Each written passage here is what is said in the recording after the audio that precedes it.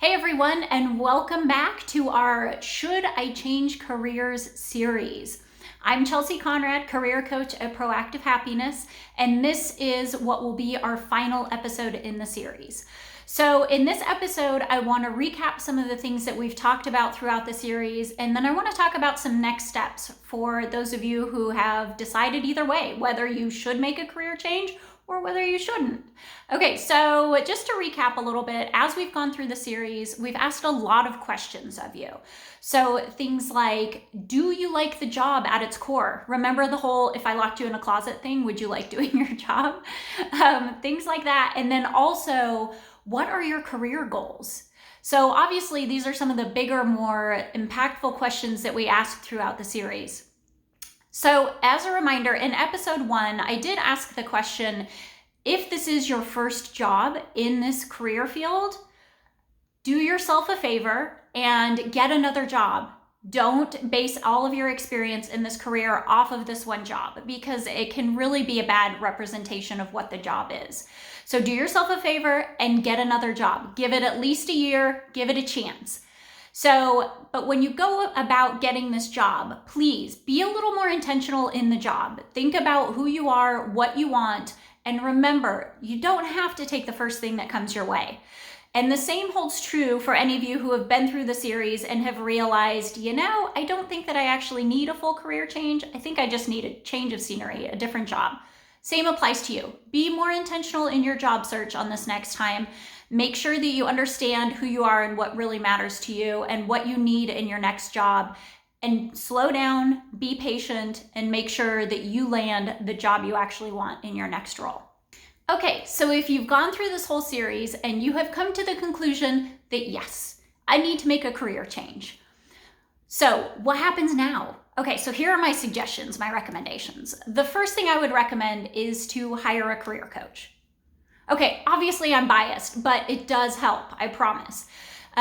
Regardless of whether you decide to work with a career coach or not, you really need to make sure that you get really clear on what it is that you want from your career and your life, right? We talked about in episode 4, we talked about how intertwined those are. It's really hard to have career goals without being clear on what you want from life and vice versa. You can't have one without the other, right? So make sure you're really clear on what it is that you want, not that you think you should want, right? What you want from your life. And then the other thing I would recommend at this point is to start testing the waters. Again, we talked about this a little bit in episode 4, but start testing the waters.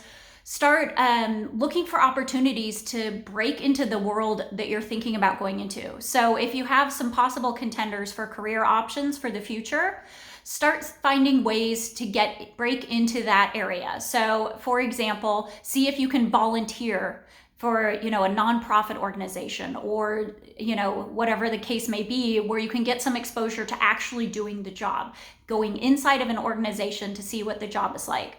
Some other options are connecting with people who are already living in that world.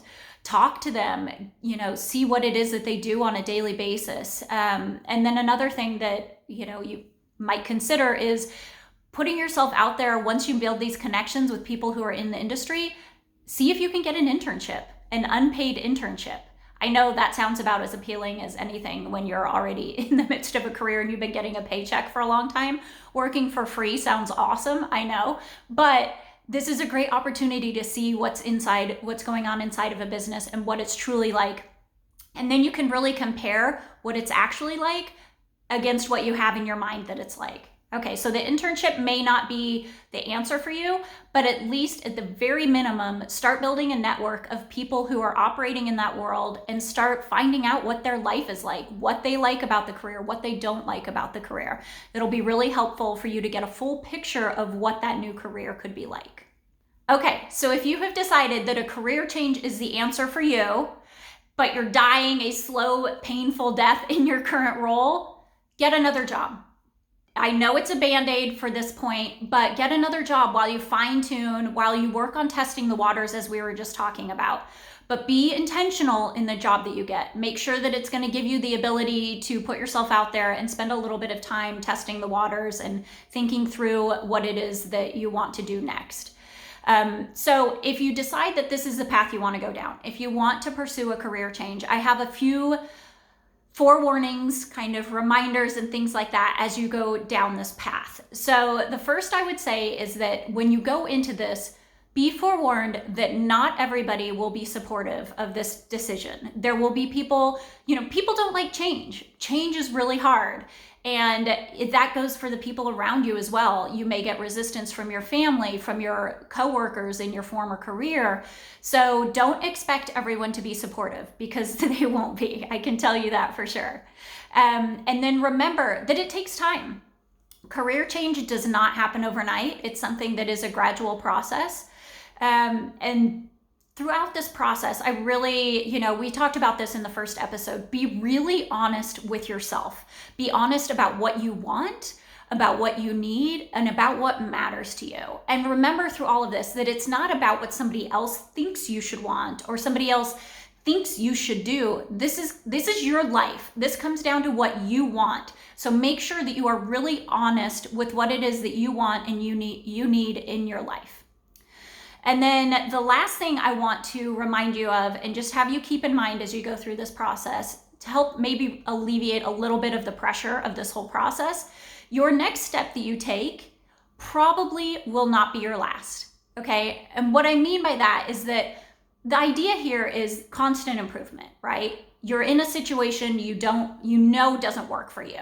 So you need to take a step in a direction that is a positive direction, right? So you're gonna take your next step. Well, odds are that there will be another step after that. You will continue to fine tune. Will it be a complete career change at that point? Probably not, if you have spent time and effort thinking about what you need to do at this point. But remember, this may not be your last step. You're going to continue to fine tune what it is that you want out of your career. So for those of you who have decided to pursue a career change, I applaud you. This is a wonderful thing. It takes a lot of huevos to make a move like this. Remember, any change is hard. So keep that in mind as you go through this. As you go through the process, remember to keep in mind the end goal of what you're working towards. But I applaud you for taking this step and for being proactive in what it is that you want from your career. So just remember, hang on, keep that end goal in mind. If you need any help as you go through the process, you know where to find us, proactivehappiness.com. Don't forget to subscribe to our channel, and we'll see you next time.